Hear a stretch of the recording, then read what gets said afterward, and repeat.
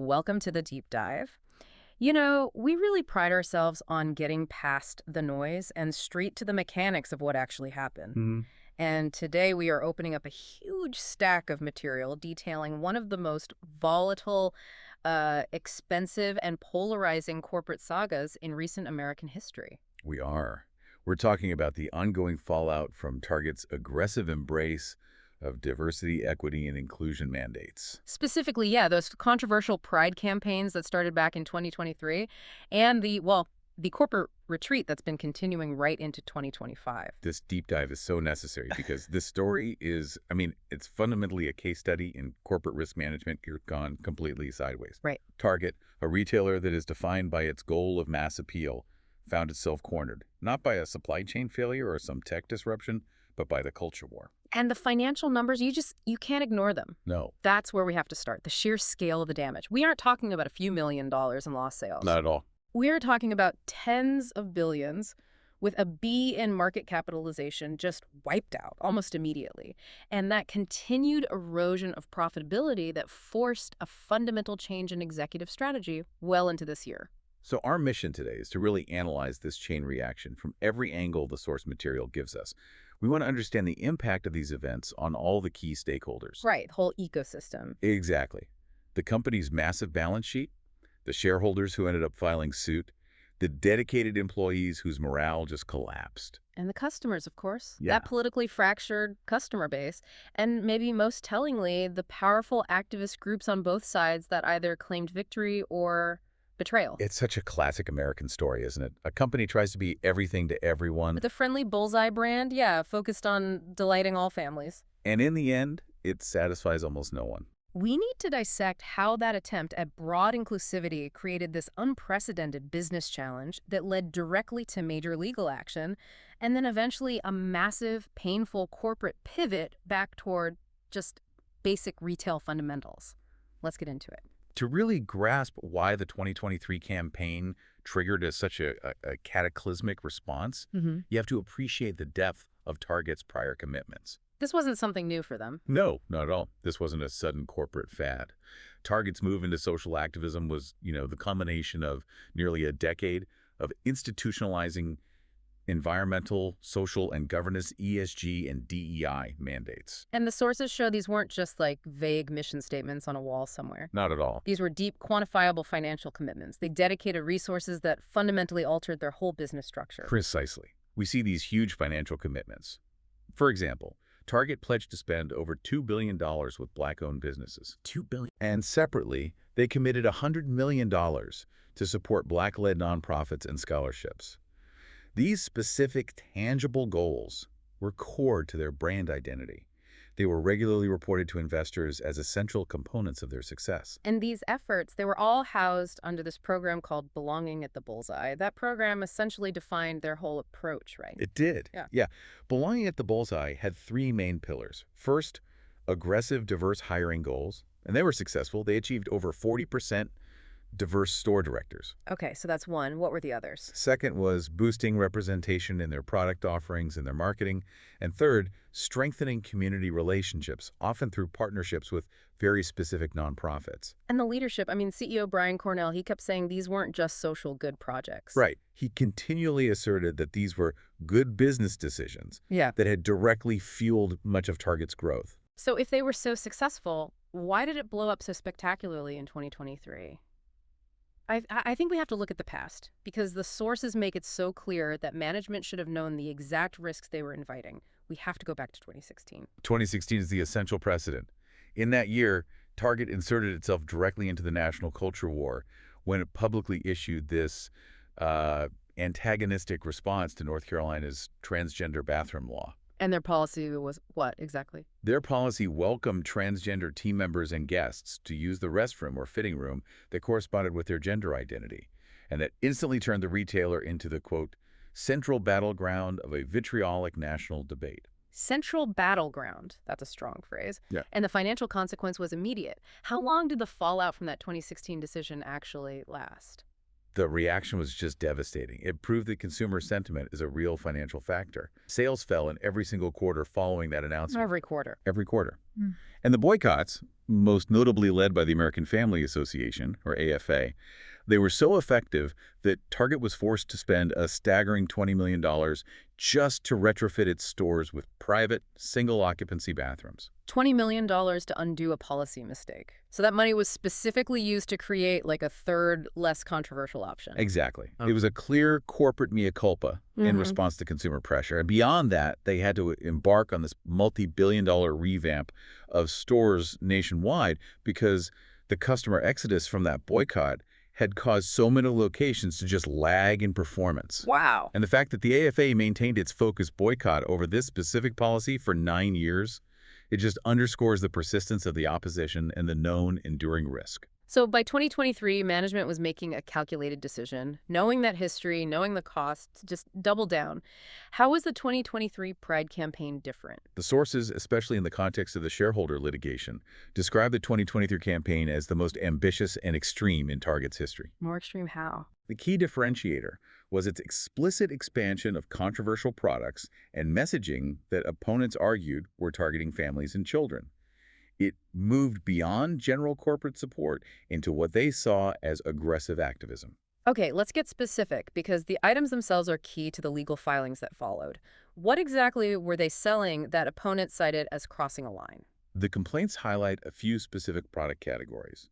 Most notably were the tuck-friendly women's swimsuits. And for our listeners, can you just explain what tuck-friendly means in this context? Sure. These were swimsuits designed with extra crotch coverage, specifically for biological males who identify as women. They were available in a very wide range of sizes, including XXS, which opponents pointed to as being provocative. Right, because that's a size where parents of young teens might be shopping. Exactly. And the merchandise wasn't just for adults. The complaints also cite toddler clothing, featuring slogans like, "Girls, Gays, Days." On toddler clothes? Yes. Opponents view that as explicit political messaging directed at very young children. And what's fascinating here is the mechanism behind it. A lot of this merchandise was created by LGBTQIA plus creators, right? It was a direct result of Target trying to meet those supplier diversity targets. That's a crucial insight, yes. The DEI goals didn't just govern what was sold, but who was producing it. So by focusing on diversity in their sourcing, they unintentionally amplified the controversial nature of the products themselves. It created a perfect storm. But it went even beyond the products. They partnered directly with activist organizations whose missions were themselves pretty polarizing. And this is the final ingredient that transformed a high-risk display into a full-blown political crisis. Who were they partnering with? Target partnered with and donated millions to organizations like GLSEN. And GLSEN advocates for policies in schools, and this is the key sticking point, that encourage or mandate schools to withhold information about a student's gender identity, their affirmed name, or their pronouns from their own parents. Wait, let's make sure we're being really clear for you listening. Target was promoting an organization right next to merchandise in their stores that actively advocates for schools to keep secrets from parents about their own children's gender identity. That is precisely the core of the controversial partnership as it's cited in the litigation. For so many parents, conservative or not, this moved Target from being just a neutral retailer offering diverse products to being an active political agent. An agent advocating for policies that they saw as fundamentally challenging parental rights. Yes. That direct link between the merchandise, the store environment, and an organization promoting what opponents called secretive policies concerning minors, that's what galvanized the financial and legal backlash that came next. So once that line was crossed, the backlash hit. And the source material makes it clear the market reaction was immediate and cataclysmic. This wasn't a slow burn. No, the speed was brutal. Target lost a jaw-dropping $10 billion in market valuation between May 18th and May 28th, 2023. Just 10 days. $10 billion in 10 days. And that 10-day stretch marked the company's longest continuous losing streak for its stock in 23 years. That's the kind of immediate market panic that signals institutional investors are just fleeing. And that $10 billion, that was just the opening punch. What was the total damage in the months that followed? The overall loss in market capitalization between May 17th and October 6th, 2023 totaled more than $25 billion. Quarter of their value. Imagine being an executive reporting to the board, explaining how you lost a quarter of your market cap in less than 6 months because of consumer outrage. You know the strategy has fundamentally failed. But the truly damning evidence, at least for the legal challenges, comes from comparing Target's performance to its direct rivals during that same period. That comparison is the smoking gun. Absolutely. If the decline was due to general market headwinds, inflation or something, their rivals would have suffered too. Right. But look at the period between May 17th and June 14th, 2023. Target's stock plummeted nearly 19%, from over $160 down to $124. And over that exact same period. Rivals like Walmart and Costco saw their stock prices increase. Wow. So this comparison powerfully supports the argument that Target's severe underperformance was self-inflicted and directly campaign-related. It provided direct ammunition for the shareholder lawsuits. And crucially, the financial pain didn't end in 2023. The sources indicate the lingering effects of these, quote, ill-advised DEI campaigns continued to depress profitability well into 2024. That's why this is still a 2025 story. On November 20th, 2024, Target stock suffered another massive single-day decline, a 22% drop. It wiped out another $16 billion in market cap. In a single day. In a single day. This followed disappointing earnings and cautious guidance, which management explicitly linked in part to still grappling with the fallout. And again, Walmart, their main competitor, provided stellar guidance during the same time frame. The market was clearly penalizing Target for instability created by its ideological choices. When you hemorrhage that much money, it triggers immediate legal action. It transitions the debate from an ideological one to a securities law issue. Let's talk about that shareholder litigation. This is where fiduciary duty comes into play. Target faced serious securities litigation, notably from the City of Riviera Beach Police Pension Fund and America First Legal. And these lawsuits, they're not about whether the Pride campaign was right or wrong, are they? No, not at all. They are focused solely on the allegation that the board and management breached their fiduciary duty to shareholders by not properly disclosing and mitigating the financial risks of their aggressive ESG and DEI mandates. Okay, so let's dissect the three core allegations that form the basis of these lawsuits, starting with the failure to disclose risk. The first allegation is foundational: risk disclosure failure. Shareholders alleged that Target failed to disclose the risk of consumer boycotts from its ESG initiatives in their 2021 and 2022 annual reports. And that's a huge claim because Target relies so heavily on that high-value, family-based customer. Exactly. Target itself acknowledged that parents were crucial because they spend more annually than shoppers without children. If you alienate that group, you jeopardize the entire business model. And what makes this allegation so potent is that their peers were actively disclosing this exact risk. Target had a roadmap for what they should have been doing. Absolutely. The litigation documents pointed out that many peer companies, like ADT, State Street, Citigroup, they had specifically recognized and disclosed the risk of anti-ESG sentiment. Target was an outlier in its silence. And what's even more damaging? Even more damaging, Target's own 2021 annual report had a general mention of the risk of backlash over ESG matters and diversity, equity, and inclusion. So they knew it was a risk factor, but then they retracted the specificity. Yes, that's the key. In their 2022 filing, right on the cusp of launching their most ambitious Pride campaign, Target removed the explicit mention of DEI and ESG risks from its reputational risk section. So the plaintiffs argued they essentially hid the specific risk they were about to take their biggest gamble on. Precisely. The board had a duty to warn investors that their aggressive social strategy might trigger the exact financial damage that then occurred. By removing the language, the plaintiffs argued, they actively misled the market. That brings us to the second allegation: misleading oversight. How did the plaintiffs claim the board misrepresented its own governance? The allegation centered on the board's perceived asymmetry of focus. The shareholder documents claimed the board misrepresented its oversight of social and political issues and risks. What do they mean by that? Well, the board claimed it was monitoring these risks to advance shareholder value. But the plaintiffs argued that the board's focus was entirely one-sided. They were only monitoring for risks from failing to meet DEI goals. So, the expected pro-ESG backlash from activists or employees. Meaning they were afraid of backlash from the left, but they completely ignored the risk of backlash from their conservative mass-market customers. That's exactly the argument. They were watching for a backlash if they didn't pursue aggressive DEI, but they completely disregarded the massive predictable financial backlash that would result from pursuing these polarizing mandates. Which suggests a systemic failure in risk recognition. Driven by what the plaintiffs called disabling conflicts of interest. And that leads directly to the third and perhaps most pointed allegation involving executive compensation. Right, the money trail.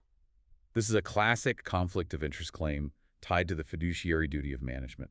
The lawsuits claim that executive pay, specifically their short-term incentive plan, or SD payouts, was tied to subjective DEI progress goals. Okay, for our listeners who aren't steeped in corporate governance jargon, can you just quickly explain what an SDEEP is and why tying it to subjective DEI goals is so problematic here? Certainly. An SDP, or short-term incentive plan, is basically the annual bonus paid to top executives. It's supposed to be linked to clear, objective metrics that drive shareholder value, things like annual revenue, operating income, efficiency goals. Immeasurable things. Right. The argument against Target was that they linked a significant portion of this massive executive compensation to highly subjective goals, DEI progress, which are difficult, if not impossible, to quantify objectively in terms of direct financial returns. So the incentive structure was basically set up to reward management for being politically provocative, regardless of the financial outcome for shareholders. Exactly. The lawsuits alleged this created a direct financial incentive for management, including CEO Cornell, to pursue these polarizing campaigns like Pride 2023, because doing so ensured they met their subjective DEI targets and got millions in SD payouts, potentially overriding their obligation to maximize shareholder value. The incentive structure was rewarding the risk-taking. Yes. For instance, the chief diversity officer at one point even suggested the company should be provocative on DEI issues for the cause's sake, regardless of shareholder value. That is the definition of a potential fiduciary breach. And despite Target's best efforts to shut all this down, the litigation is moving forward. It is. Target tried to dismiss the lawsuit, or at least transfer the venue to Minnesota, which they probably saw as more favorable. But the court said no. The U.S. District Court denied both motions. It rejected the venue change, noting many of Target's directors live outside Minnesota, and many employees work remotely anyway. This means the shareholder action, with these three powerful allegations, is now fully allowed to proceed, keeping the company on the legal hook for the foreseeable future. So with billions in losses, a hemorrhaging stock price, and that serious shareholder litigation moving forward, Target was just forced into a strategic retreat. What did the sources show about the corporate pivot and the official policy rollbacks we saw leading into 2025? The institutional pivot became undeniable in early 2025. In January, internal memos confirmed that Target was rolling back some of its aggressive DEI goals and its measurable programs. And this wasn't happening in a vacuum. No, it wasn't isolated at all. It aligned with similar quiet rollbacks happening across corporate America. Yeah. Amazon, Walmart, Google, they all made adjustments, likely influenced by the political climate and growing pressure. But this pivot, it had to be handled so delicately, especially the messaging. They couldn't just come out and say, we were wrong. No, they had to walk a very fine semantic line. And Target was extremely careful not to abandon the spirit of inclusion.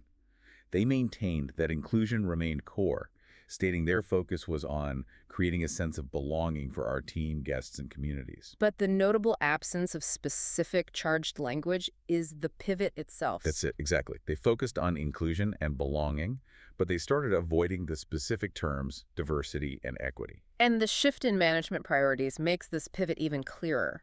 What were the priorities for the incoming leadership, and what was conspicuously absent? Right. When Michael Fidelk stepped in as the incoming CEO, he announced three top priorities. And the striking thing is that DEI and inclusion were entirely absent from that list. So what was on the list?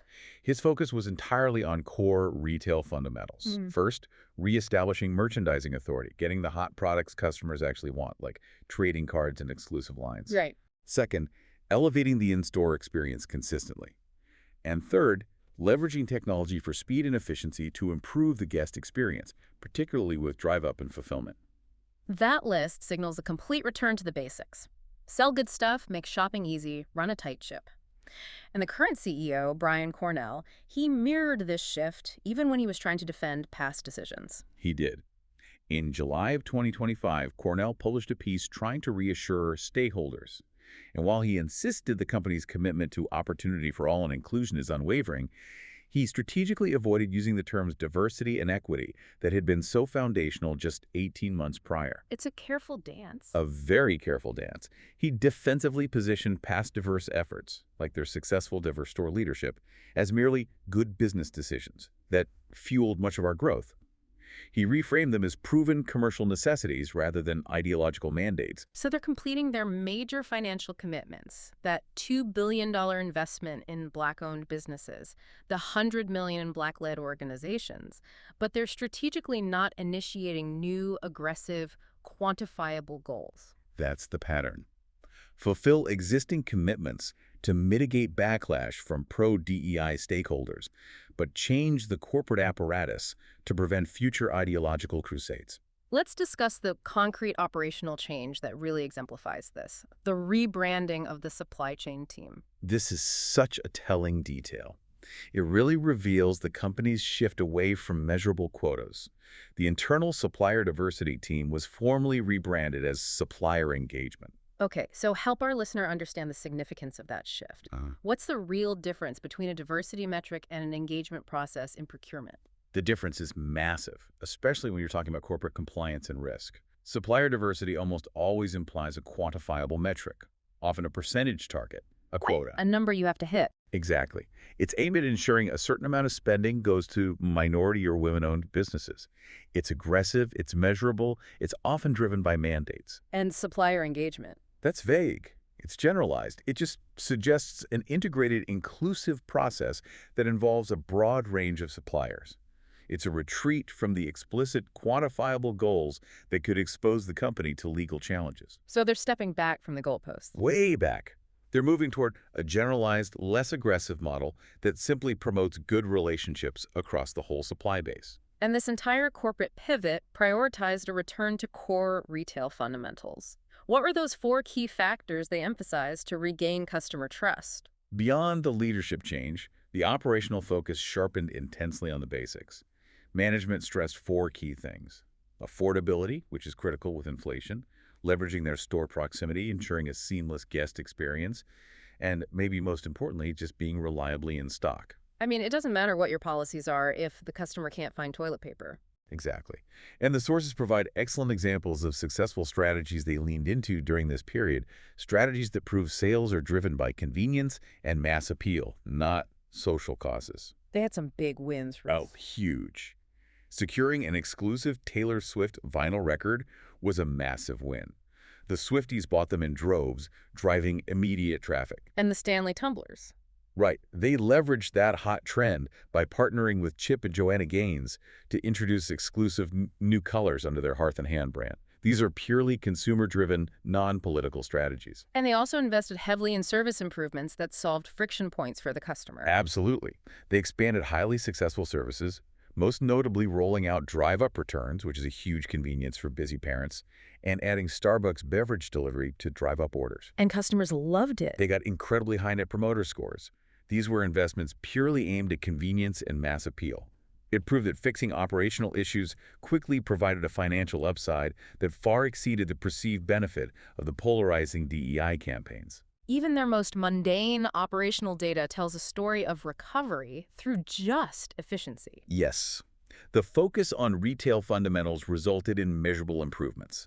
They managed to significantly reduce their inventory, which made the whole system more efficient.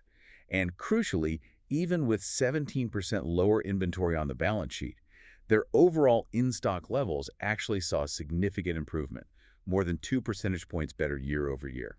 So being reliably in stock and affordable, that became the bedrock of their recovery. It did. It showed that when the company stops courting controversy, retail fundamentals are what truly drive financial performance. The core of this story is the impact on people, the stakeholders. So let's start with the target shopper. Retail experts have a very specific profile for the customer who is most affected by this, don't they? They do, yeah.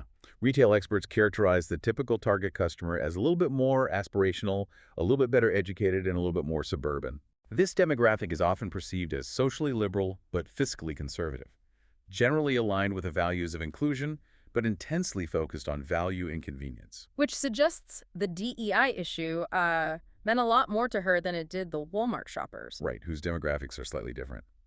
The fact that the boycott was so financially effective at Target specifically indicates they alienated a key segment of their highest value customer base. So Target is now trapped in this impossible balancing act. They alienated one side, and now trying to win them back risks alienating the other. It's a painful dilemma. If Target tries to re-lean into aggressive DEI and use that specific polarizing language, they know they will spark immediate backlash from the opposite side. More boycotts, more financial damage. Exactly. But by moving away from those terms, by being culturally neutral, they risk alienating the longtime customers and younger generations who had associated the brand with those progressive values and now feel a sense of betrayal. So what was the advice from experts for navigating this? The consensus advice was a strategic retreat to generalized mass appeal. They advised them to avoid politically charged terms entirely. And Instead, focus on inclusion through practical, non-controversial product diversity. For example, stock barrage, Black-owned makeup brands for darker skin tones, or greeting cards that represent diverse demographics. but frame it solely as, we have products that are going to appeal to everyone. Right. The goal is broad-based appeal without any extreme language that brings attention back to the culture wars. Now let's turn to the internal devastation. The employee impact appears to have been severe, extending well into 2025. Employee morale just plummeted. Internal employee surveys in June 2025 revealed that roughly 40% of respondents lacked confidence in the company's future direction. 40%, that's a huge number. It's massive. And consultants noted that when a company champions language and values like aggressive DEI and then abruptly avoids them, employees feel that promises have been broken. Which leads to cynicism. Widespread cynicism and disengagement. It impacts retention, hiring, and overall productivity because employees lose that sense of mission they once had. Now, the company claimed the initial removal of products back in May 2023 was purely a safety issue. But the CEO's justification for that move was highly controversial. Yes, CEO Cornell publicly cited threats impacting our team members' sense of safety as the reason.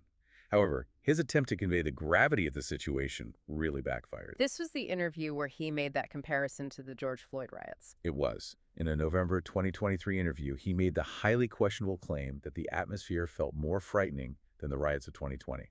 This is met with a lot of skepticism. Well, yeah, because the Floyd riots forced Target to close 175 locations temporarily due to actual physical damage and looting. Right, whereas the 2023 Pride backlash, while it did involve threats, didn't force store closures on that scale.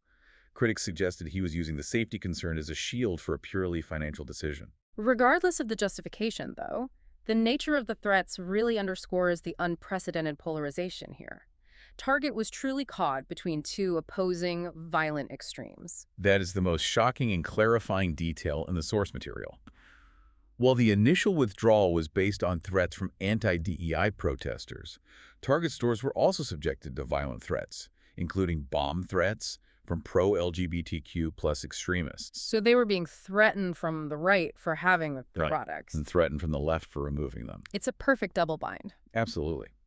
One letter sent to a store in Louisiana proclaimed the author intended to bomb Target locations because of the company's intolerance, stating, "You are pathetic cowards who bowed to the wishes of far-right extremists."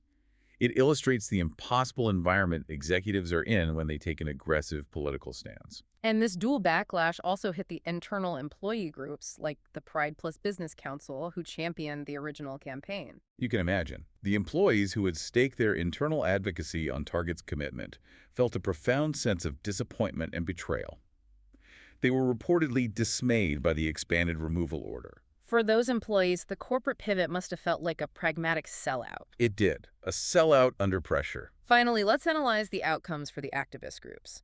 On the conservative anti-DEI side, this was clearly a major, tangible victory. It was a monumental success. It established a precedent for consumer action. The American Family Association, the AFA, which had maintained that 9-year boycott against Target, officially ended it only after the company removed the controversial items in 2023. It demonstrated the power of sustained, organized consumer pressure. Direct power, tied to financial outcomes.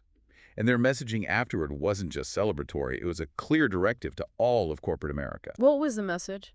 The AFA publicly encouraged corporate America to remain neutral in the culture war. And they didn't stop there. They signaled their readiness for future boycotts now that they had an opening. So they proved that financial pain is a viable tool for policy correction in the consumer market. They absolutely did. And what was the final assessment of the impact on the pro-DEI side of the activist spectrum? The perception was one of disappointment, cynicism, and ultimately a loss of market trust. Experts noted that Target's pullback felt like the company was completely changing who they were. Indirectly telling certain demographics, we no longer prioritize you as a customer. Exactly. The cautious, generalized inclusion messaging that replaced the explicit language of diversity and equity was viewed as a significant capitulatory retreat from their former commitments. This has been an incredibly detailed deep dive into a case that I think will define corporate strategy for years to come. So, to synthesize our key takeaways, Target's decision to pursue these aggressive, highly specific DEI mandates, particularly the extreme nature of the 2023 Pride campaign, led directly to staggering financial distress. A catastrophic loss of tens of billions of dollars. And this financial collapse triggered massive shareholder litigation that successfully advanced in court. And the core legal argument is that the board failed its fiduciary duty. Right. By concealing the known risk of anti-ESG backlash, unlike its peers, and by incentivizing riskier social activism through those executive STP payouts tied to subjective DEI goals, regardless of shareholder value. And the resulting damage forced a comprehensive corporate pivot in 2025. Target rolled back measurable DEI goals, purged politically charged terms like diversity and equity from their messaging, and focused almost entirely back toward core retail fundamentals. And I think the key lesson for any company operating in the public sphere is the crippling cost of brand alignment in such a polarized environment. CEO Cornell repeatedly claimed their social efforts were both the right thing and added value for our shareholders. But this scandal proved, unequivocally, that in the current climate, those two goals can dramatically diverge. And that makes it impossible to satisfy all stakeholders simultaneously. So this leaves us with the ultimate provocative thought for you to consider, driven by the success of that 9-year AFA boycott and the financial necessity of the pivot.